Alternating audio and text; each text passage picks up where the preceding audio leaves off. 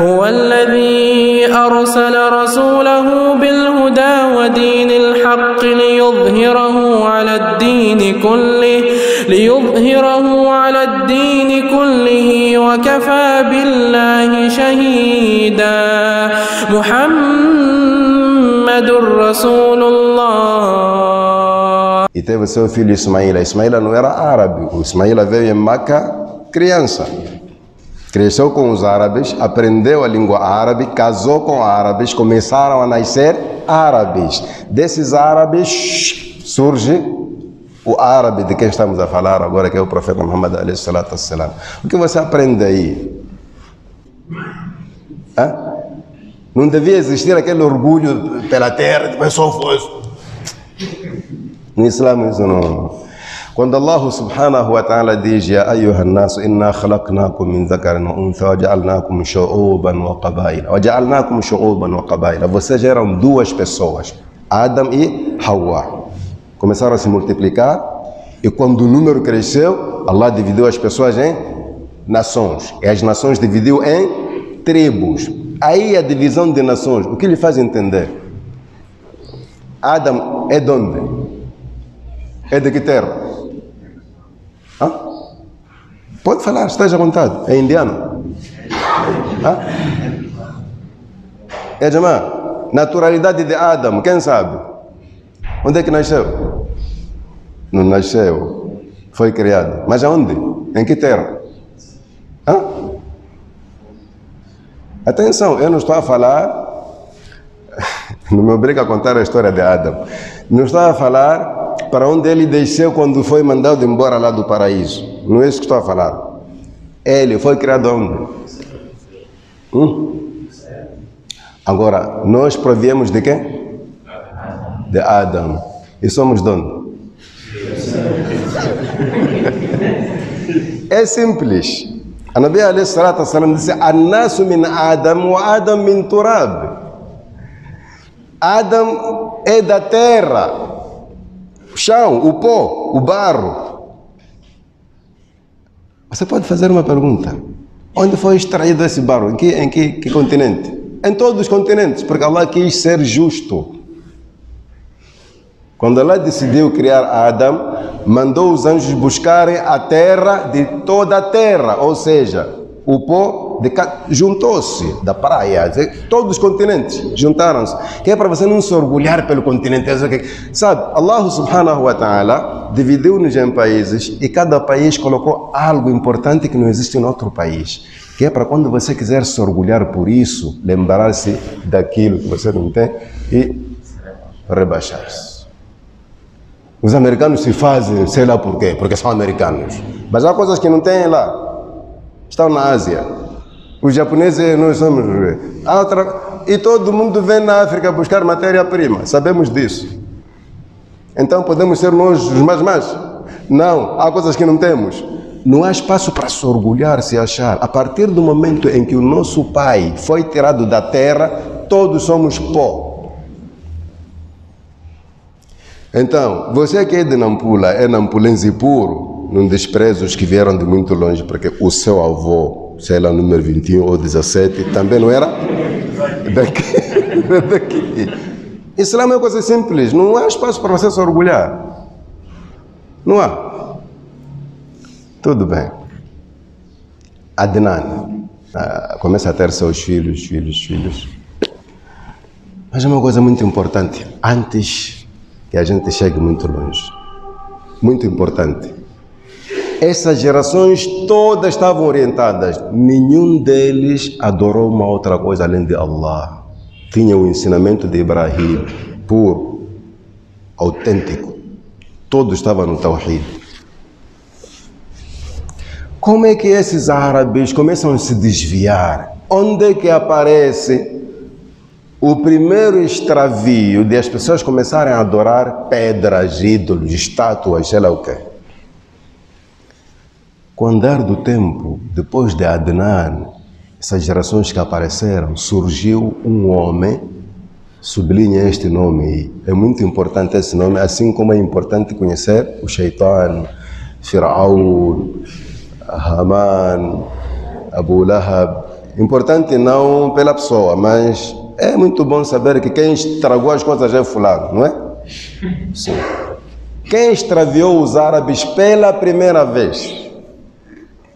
Porque os árabes não eram os únicos extraviados. Mas, até onde sabemos, já que Ibrahim estabeleceu a casa de Allah ali e não havia politeísmo, não havia razão de os árabes estarem extraviados. O extravio se encontrava noutras terras não árabes, tal como veremos, inshallah.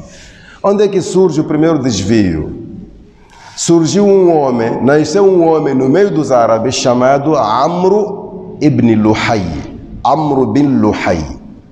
A-M-R-U-L-U-H-A-2-Y-I. A minha maneira, né? Amru ibn Luhay. Este homem tinha inclinações religiosas, ou seja, entendia um pouco de din. Que din? O din de Ibrahim. Está? Entendia. Era filho de nobres, era pessoa conhecida, tinha alguma influência. As pessoas gostavam dele. Este senhor viaja para a Síria. Viaja para a Síria. E encontra lá pessoas que adoravam estátuas, ídolos. Está claro, né? E ele simplesmente gostou e achou certo. Gostou e achou certo que aquilo merecia adoração. As pessoas veneravam estátuas. Disse, essa coisa é boa para levar à terra. Pegou lá um ídolo grande, uma estátua big mesmo. Que quando eu falo inglês, vocês gostam de rir por quê? Tipo, não posso falar? I can't speak it, só eu posso falar. Também em inglês, né? Sim, ele pegou um ídolo grande, transportou da Síria para Meca. É o trabalho que ele tinha. E colocou dentro do Kaaba. Este ídolo chamado por Hubal. Vamos lá caracterizar como é que ele era. Era grande e era feito de umas pedras preciosas. Digamos, um tipo de minério. Eu não me lembro agora do nome em português. Um tipo de minério. As pessoas usam para adornos, embelezar. Em português chama-se ágata. É um tipo de pedra, um minério, mas de valor. Então, o Hubal era feito disso. Só que quando ele trouxe da Síria para Meca, não tinha um braço, era um ídolo sem um braço. Os quraishitas daquele tempo, os árabes, construíram um braço para aquele ídolo. E o braço era de ouro. E ele convidou pessoas. Meu povo, vocês sabem que eu entendo de religião. Eu já trouxe uma nova versão aqui. Então peço que... E as pessoas aceitaram, começaram a adorar. Os árabes das terras próximas também pegaram a mesma ideia. Cada zona ele já tinha um ídolo. E quando acrescentaram mais 3, tínhamos o Hubal, que ele trouxe da Síria. Tinha ali, na Arábia, estamos a falar da Arábia toda, tinha outro ídolo mais grande chamado Uzza, tinha outro chamado Manat e tinha outro chamado Allat. Estes 3 ídolos, que eram os maiores ídolos na terra dos árabes, além do Hubal que estava dentro do Kaaba, eram adorados por todos os árabes. Estes 3, ouçam bem os nomes, até vêm mencionados no Alcorão. Allah diz no Surat An-Najm: "Afara'aytum al-Lata wal-Uzza wa Manata ath-Thalithata al-Ukhra, alakum adh-dhakar wa lahu al-Untha, tilka idhan qismatun dhiza." Allah subhanahu wa ta'ala diz: vocês não refletem, não conseguem ver que esse Lat, esse Uzza, Manat são pedras. Vocês adoram pedras. Destes três, a sua denominação saiu dos nomes de Allah. Al-Uzza tiraram do Aziz, Manat tiraram do Mannan, Allat tiraram do Allah. Então chamavam estes ídolos com nomes parecidos, ou seja, extraídos dos nomes de Allah. O que significa que conheciam Allah através da religião de Ibrahim. Então temos 4 ídolos principais. Um dentro do Kaaba, que era o Hubal, trazido por Amr bin Luhay da Síria.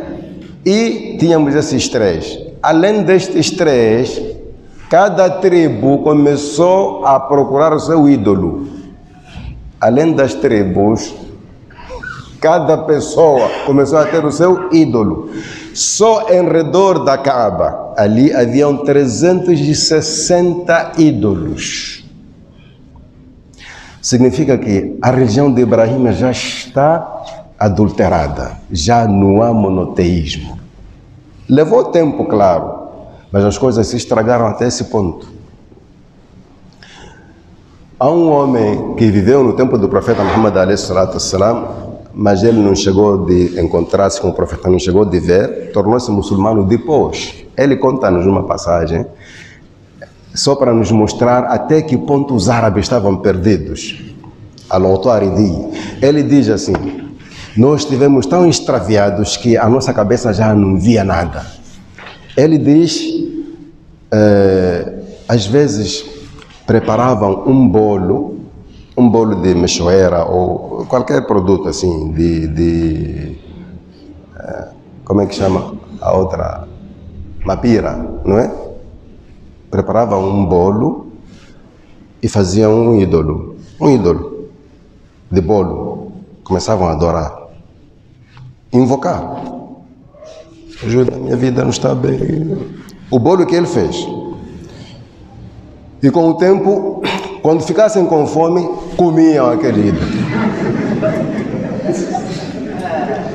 Quer dizer, você não tem medo de apanhar umas dores de barriga por ter comido um Deus?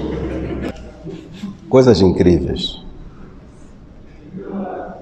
Estamos a falar do primeiro homem que desviou os árabes. O nome é Amr ibn Luhay. Dizem que, estou a dizer dizem que, é o que está escrito neste livro. Eu já vos disse que o que vou falar aqui, estou a tirar deste livro. Este Amr ibn Luhay tinha um companheiro jinni. Tinha um jinni que lhe dava informações. O que acontece aí com os curandeiros? Sabemos que todo ser humano tem um jinni dentro de si. Não é deste que estamos a falar. Ele tinha um jinni à parte que lhe induzia a desviar as pessoas. Este jinni veio lhe dizer, no sonho, que a ideia de você trazer o Hubal para Meca foi magnífica. Foi a melhor coisa que você fez na vida. Mas ainda é cedo, tem mais coisas por fazer. O que ele disse, eu posso lhe mostrar onde é que foram enterrados aqueles ídolos do tempo do profeta Noé. Eu sei onde estão. Aí, halas. Acham estranho? Há quem não conhece esses ídolos. Estão mencionados no Surat Nuh. وَقَالُوا لَا تَذَرُنَّ آلِهَتَكُمْ وَلَا تَذَرُنَّ depois Wadda, Wala, Su'an, Wa, Yaghutha, Ya'uqa, Nasra. Estes eram os ídolos que o profeta Noé, no seu tempo, na antiguidade, encontrou seu povo a adorá-los. E aqui é necessário que a gente volte a esse tempo, antes que levemos adiante essa história do jinni, que quer lhe mostrar onde se encontram enterrados. Quando Adão veio para a terra, não trouxe nenhuma instrução, porque ele sabia que quem merece adoração é Allah. A única recomendação que ele trouxe é aquela que encontramos no Alcorão. Quem pode me ajudar? na história de Adam, quando ele estava a descer, o que Allah disse para ele? إِمَّا يَأْتِيَنَّكُمْ مِنِّي هُدًى فَمَنْ تَبِعَ هُدَايَ فَلَا خَوْفٌ عَلَيْهِمْ وَلَا هُمْ يَحْزَنُونَ. Era a única orientação que ele trouxe de Allah. Adam e sua esposa vão passar a viver na terra. Informe aos seus filhos que sempre que vier a orientação da minha parte, aquele que seguir a minha orientação não viverá com medo nem tristeza, no dunya e no akhira. Então Adam vivia a dizer aos seus filhos que a qualquer momento que Allah trouxer a sua orientação, sigam. As pessoas estavam orientadas, não havia desvio. Mas o Shaitan, desde essa data, estava a preparar o seu plano estratégico a longo prazo. Estava a pensar como desviar a descendência de Adam. Porque Adam já não tinha como desviar. Sabem, quando você é inteligente, a pessoa lhe engana uma vez, a segunda está? O Adam já vinha com atenção desde lá, porque o homem mentiu lá, a dizer, come lá desta fruta, é que quem come não morre. E Adam gostou daquela coisa de não morrer, comeu e a coisa caiu mal. Então já vinha com lição. O Shaitan não tinha como aldrabar Adam de novo. Começou a fazer o plano de como desviar os filhos de Adam, conforme o prometido lá. O Shaitan prometeu lá que vou desviar os filhos deste. A ele não tinha como, porque sabia que já me conhece. Aí o Adam passa a viver com seus filhos, as gerações passam, quando ele morre, os filhos ficam com aquela informação que a qualquer momento nós vamos receber orientação de Allah subhanahu wa ta'ala. Viviam assim. Então, nesse tempo, antes de Noé nascer, existiam 5 pessoas santas, pessoas idôneas, exemplares na comunidade, que viviam na mesma terra, mas em bairros diferentes. Eram tão confiadas pela população que qualquer coisa, a consulta era com eles. Eram pessoas religiosas, temiam Allah subhanahu wa ta'ala. E estes morreram. Se estes morreram, aquela geração também passou. Veio outra geração que não viveu de perto a realidade destas 5 pessoas.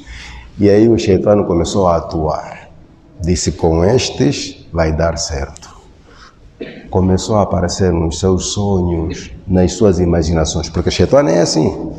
Shaitan entra na sua cabeça, você pensa que está a pensar por conta própria, quando são ideias satânicas. Como é que nós safamos? Como é que nós descobrimos que isto que estou a pensar não é meu, é de Satã?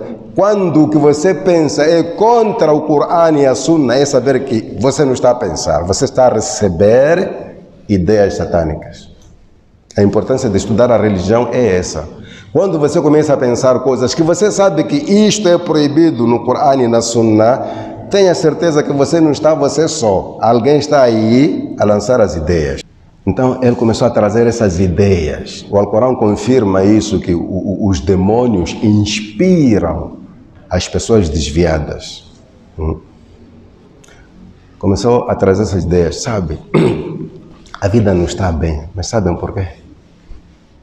É que vocês abandonaram a tradição dos vossos antepassados.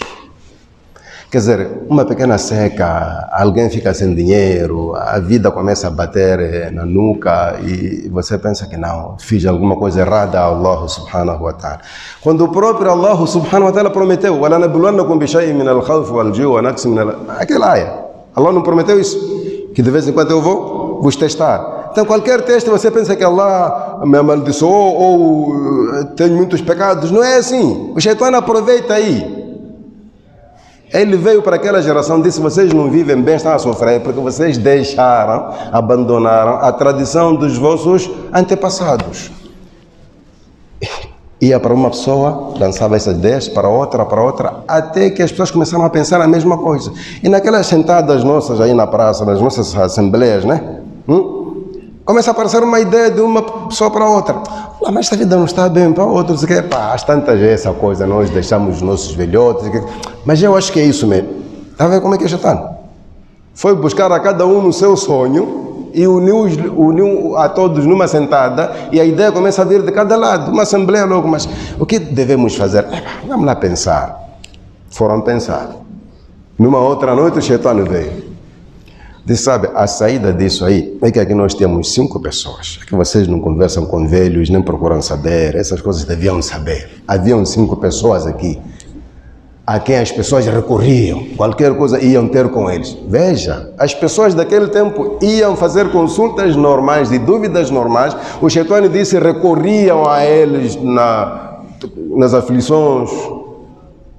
Mas quem são essas pessoas? Nos sonhos. Até que acabou mencionando o nome dessas 5 pessoas. Um chamava-se Wadda, outro Su'a, outro chamava-se Yaghutha, outro Ya'uqa e outro Nasr. Eram pessoas santas, benfeitoras, não estavam desviadas. Ok, surge uma dúvida. Agora vamos fazer o quê? Para nós passarmos a respeitar, a nos lembrarmos deles. O quê? O Shaitão disse, é só erguer uma estátua em memória deles. Cada um onde vivia, construam alguma coisa. Sempre que você passa ali, vai lembrar-se dele. O problema é que vocês esquecem-se dos mais velhos. O Shaitão não disse, façam ídolo para adorar. Ele disse para lembrar-se, para não se esquecerem deles. O povo foi construir uma estátua na casa de cada um. Aquela geração que construiu as estátuas passou. Ninguém se inclinou ali, ninguém se prostrou, ninguém adorou aquilo. Aquela geração passou. Veio outra que não sabe como surgiram as estátuas. O Shaitão, como é mais velho e não morre agora, veio ter com os mais putos.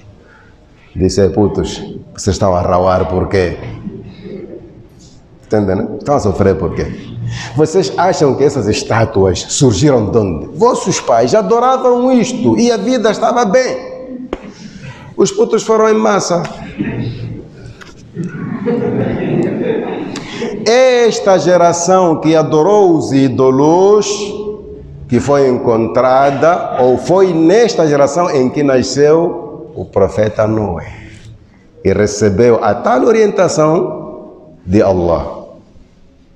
Podem ler Surat Nuh. Qala ya qawmi inni lakum. Como é que é? Inna arsalna Nuhan ila qawmihi an anzir qawmaka min qabli an yatiyahum. Em frente diz o quê? Isso mesmo. Ele disse, meu povo, eu vim vos chamar atenção. Isto aqui é errado e isto leva ao inferno. Temam a Allah, sigam a mim. O que é que você acha que esta geração ia responder? Você está maluco, né? Quer dizer, foi fumar aí, depois vem nos enganar. Nossos pais fizeram este trabalho, estavam a viver bem. E você, que é da nossa geração, vai nos tirar disto. Vai lá passear. A gente não deixa de... É quando vê este versículo. وَقَالُوا لَا تَذَرُنَّ آلِهَتَكُمْ. Entre eles reuniram-se, diziam, Ya Jama, nós não vamos deixar os nossos deuses, principalmente Wadda, Su'a, Yaghutha, Ya'uqa, não vamos deixar.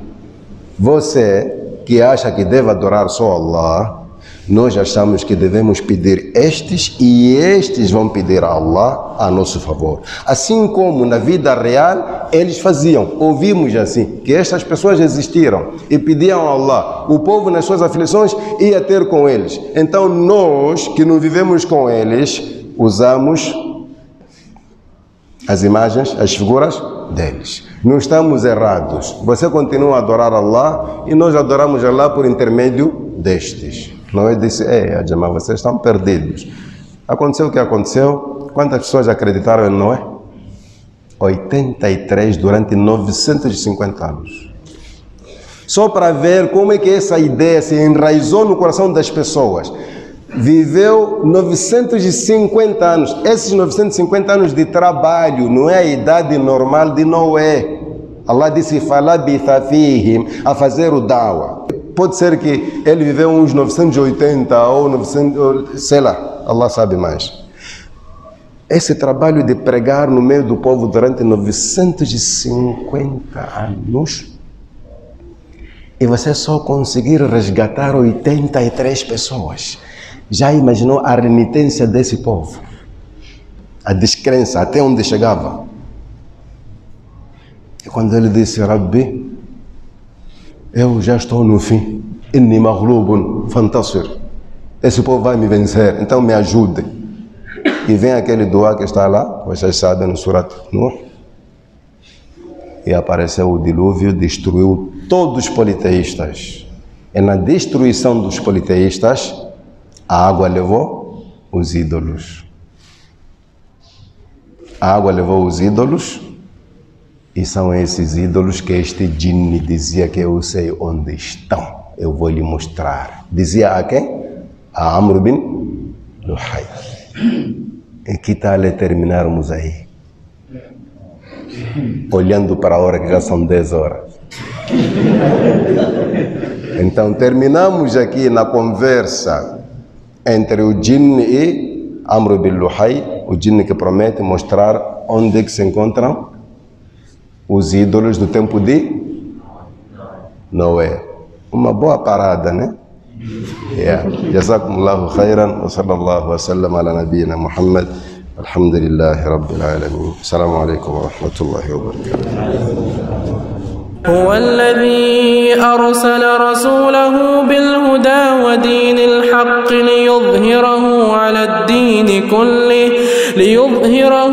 الدين كله وكفى بالله شهيدا. محمد رسول الله